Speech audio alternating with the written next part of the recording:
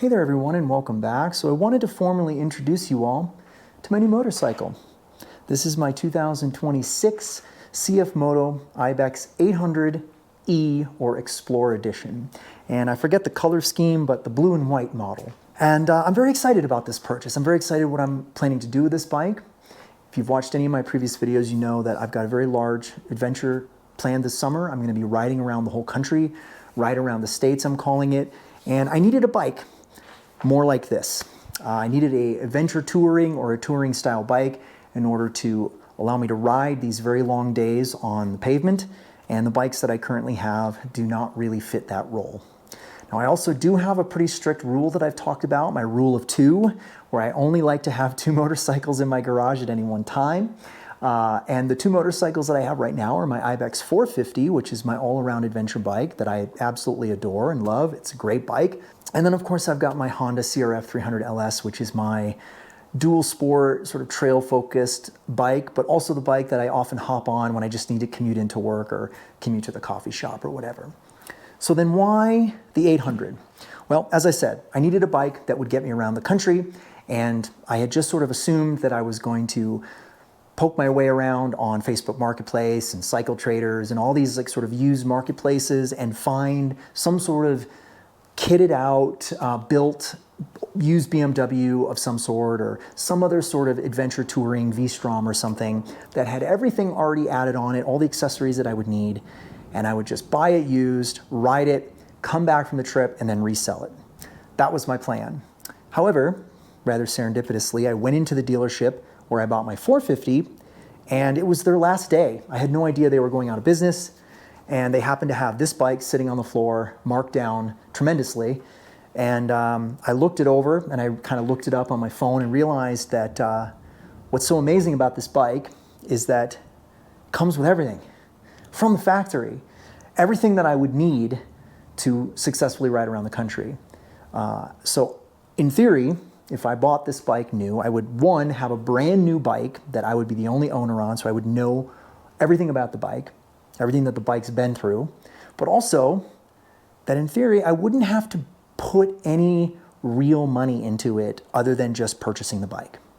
Now, certainly there are some things that I could upgrade, like say the handguards if I wanted bark busters or something, but I don't need to. There's nothing that's actually missing from the bike that I would need to purchase. And so let me walk you around the bike for a minute just to kind of show you what I mean and to really highlight that fact that I rolled this off of the showroom floor and onto a U-Haul trailer, brought it up here, and haven't really bought anything for it. And I should, in theory, be able to ride this bike as is around the country, just as it is.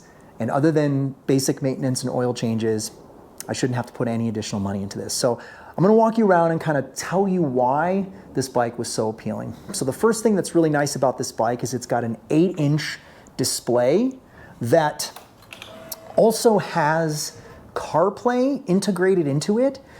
Everything on this instrument cluster is fantastic. So it gives me tire pressures. It's got 5 different riding modes. So sport, rain, and then all sorts of off-road modes. It gives me all the necessary indications, miles, voltage, temperature, all the different lights. It's actually got radar on the bike. So on the rear, there's a radar panel that will tell you if someone is in your blind spot, which is fantastic. If I switch to the other mode, which won't work right now because I don't have my phone paired, but it has CarPlay. It has all sorts of interesting settings that I can play around with. It actually does have Moto Play now as well. So that's the CFMoto version, but CarPlay is perfectly fine, and that's actually what I prefer. Look, it's bringing up my music. Look at that, it's playing Noah Kahn right now from my phone. Fantastic. Great album, by the way. So you can see it just brought up CarPlay. It gives me all of this information over here. I can switch over and I've got my trip meters, my service indicator, and these are all customizable. I can change what it shows me in these, and it's all controllable from the instruments on the handlebar. It's a touchscreen too, which is very cool. Although one thing I've discovered is that when you go over a certain speed, the touchscreen disables. So you do have to use the controls to change things on the screen once you hit a certain speed. So that's the first thing. Also, I just discovered that this is actually adjustable. You can actually move this up and down with some effort, which is great if you're getting glare.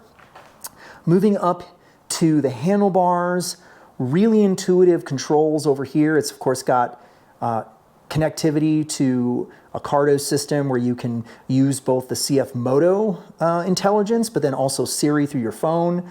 It's got cruise control built in, which is fantastic. The one downside of the cruise control is it maxes out at 80, which is a little frustrating. I actually tested mine and for some reason it goes to 81. So I don't know why it lets me go up to 81, but if you pair that with the fact that the odometer or the speedometer itself is 2 to 3 miles fast, that means that effectively this motorcycle tops out in cruise control at about 75 to 77 miles per hour, which is fine, but not great if I'm on like an interstate where the speed limit is 75 and everyone's going 82. So it does have cruise though, and for 98% of the time, it will work perfectly fine. And I don't have to just constantly have the throttle going. Adjustable levers. It's got the handguards. Yes, they're plastic, but I have no reason to upgrade them right now because they'll be perfectly fine for what I need. The grips are heated from the factory. We've got factory accessory lights up front here, which you can see. I can turn them on. Factory accessory lights, so I don't have to put accessory lights on the bike for the night riding. Hazard lights, obviously. You might notice I've put on my DoubleTake mirrors. I did not pay for these. I just took them off my CRF. As you can see, I've put the original mirrors back on and I've got the DoubleTakes from the CRF. So I did not actually buy anything for that. Mount for my phone here, my quad lock, also taken from my CRF temporarily. So I didn't pay for that. Moving down here, we've got heated seat, which is fantastic. Also a very thick and firm, comfortable seat. I've already done a 120-mile ride and the seat is fantastic and comfortable. We've got factory protection in the form of these 2 crash bars. Now there are aftermarket bars, accessory bars you can add on to make it even more robust, but I'm not gonna do that. I just don't feel the need to buy extra guard protection if I'm gonna be primarily on the highways. We've got tubeless tires, front and rear, 1917, I believe. And these are the Michelin Anakis, which are good for probably 8,000 to 9,000 miles. Center stand, which by the way is incredibly easy to get up on. You don't even have to pull, you just stand on it. It goes right up. It's fantastic. Very importantly, it came from the factory with a rear rack system that incidentally is exactly the same rack system as on my current bike that fits the CFMoto existing luggage. So this was a huge motivator for me, is I already have the hard pannier luggage, all 3 cases that will fit on this bike without doing anything. The only thing I have to do is I have to move the rear rack over from my 450, which uses the same mounting hardware. I literally just have to unscrew these 4 hex screws, take this plastic one off and screw it on. It'll take 5 minutes. And then I can use the rear box as well. All LED lighting. The windscreen is one of the very few areas where I'm gonna have to evaluate. It's a little bit short, I will say. I've taken it out on a ride this weekend, get a little bit of wind buffeting coming in off the top, even in its highest setting. So I may splurge and spend $100 on an aftermarket windshield. That's the one thing that I might buy for this bike. It's got multiple power ports. They are both USB-A, which is a little annoying on this side. And then on this side, it just has like a power socket, so I can put like a little USB-C socket in there. So it's got enough capacity for 4 plugs in theory. Obviously it's got ABS, it's got off-road modes where you can disable all the ABS and traction control. It has traction control as well. So it's got all the bells and whistles, and I've done essentially nothing to it. I did put in a little SAE battery charging port and I moved the mirrors from my other bike and some little things like that and put my phone mounts and GoPro mounts and stuff on, but nothing. I've done nothing else. I slightly adjusted the suspension and I put on my Moto rack system so that I could put my tank bag on. So you can see right here, it does have an adjustment screw. So I adjusted that. And then I took this single plastic panel off and I adjusted the preload a few cranks to offset what will be my loaded luggage. The one thing I can say that I've noticed on this bike is I don't fully fit on it. And what I mean is it's a slightly bit tall for me. So the side stand does lean over quite far. Now I'm just wearing my trail shoes right now, but if I put it fully up, you can see I can't flat foot this bike. I mean, it's close. I've got both feet down about that far, so about that far off the ground, but it sits a little higher. It sits closer to about 33 inches off the ground, whereas my 450 sits about 31 and a half. So I cannot flat foot on this bike, but that's okay. I'm not gonna put a lower seat on, or I'm not gonna put the lowering link in there or any of that stuff. It's perfectly fine. I'm comfortable enough on this bike where having a little bit off the ground is not a big deal. However, this discussion about seat height and the way the bike leans does bring up the one accessory that I am going to put on this bike. And are you ready for this? Because it's a doozy. Here we are. I splurged 29 bucks. So this is the one thing that I did buy to add to this bike that is going to add a small amount of weight, but I bought the side stand extender because it's got a very small side stand foot, and also it just leans very far. And this does add about 6 to 8 millimeters of height and also just a bigger footprint. So I'm gonna go ahead and put this one accessory on the bike. All right, there we have it.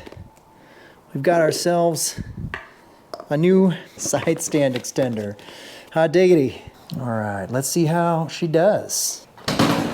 Much better. Look at that footprint now. Now I talked about the adjustable suspension, but the other thing that's really cool is this actually comes with factory installed steering damper, which is like, what the heck, man? For a budget motorcycle, it literally comes with everything. Like you saw, the only thing I've installed on this bike now is a $30 side stand extender. This is what's great about it. Let me show you just one other quick thing here to make my point about the luggage. If you come around this side, this is my pannier from the 450. I can put it on the same rack system and it fits on. Boom. So the same cases, these really nice cases too, lockable CFMoto cases, and they go on the bike exactly the same. Comes with a skid plate, obviously not the greatest, but it's honestly not too bad. Everything about this bike is good from the factory. So that's what I was trying to drive home here. I'm really excited that I don't have to do anything to this bike. I should be able to ride it for the whole trip. And other than a couple of oil changes and some chain maintenance and things like that, I shouldn't really have to do anything to the bike. It doesn't need a valve adjustment for tens of thousands of miles. Doesn't need new spark plugs for tens of thousands of miles. One other thing that I forgot to mention, which is kind of a cool feature that I've never had before. I have no idea if I'm gonna like it or not, but it has a quick shifter. So you can actually shift this bike on the highway without having to use the clutch from the factory. It wasn't an aftermarket part, I didn't have to pay extra for it. Literally this bike comes with everything, everything. I did not have to spend any money on this bike outside of the actual cost of the bike itself. I've been starting to take it out on some break-in rides, and it's very comfortable, and it rides at a very low RPM, which is so nice to me. I can be going 70 miles an hour and it's like 4,000 RPM. It's just wild compared to the 450. So it's a very comfortable bike, very relaxed bike. The only possible snag might be that windscreen. We're gonna have to see how that plays out, but I priced out a couple just to see, and I can get a decent aftermarket windscreen for about $125. So worst case scenario is I have to drop 100 bucks on a new windshield. So exciting. One last look at it. You'll have to help me come up with a name. I don't have a name for the bike yet. Yeah, we've got quite a few miles ahead of us. Quite an adventure on the calendar. Just waiting for the paperwork, the tags to come in, and I've ordered a like a toll pass, so that when I'm on the East Coast, I have just a electronic transponder, so I've ordered that. A lot of logistics now happening. I've already picked up a spare oil filter, an air filter to bring with me on the trip, some things like that, but no other parts other than maintenance parts, which is the key. So, all right, I'm gonna sign off. Thank you for following along, and I hope you're as excited as I am. Happy to introduce the new bike to y'all. So there you go. Take care, everyone. See you in the next video. Bye.